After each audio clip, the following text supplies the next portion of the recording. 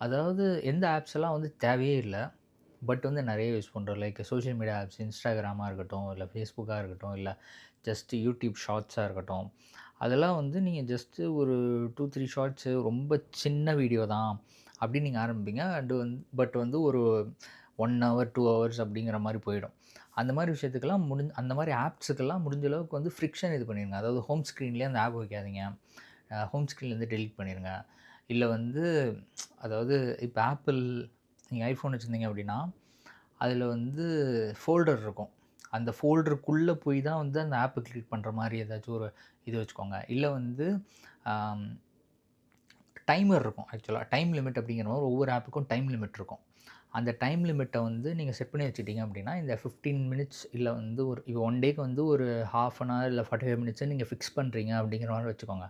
அதுக்கப்புறம் அதே வந்து உங்களுக்கு சொல்லும். அந்த ஆப்ப வந்து குளோஸ் பண்ணுங்க. உங்களோட டைம் இன்னைக்கு முடிஞ்சிருச்சு அப்படிங்கிற மாரி சொல்லும்.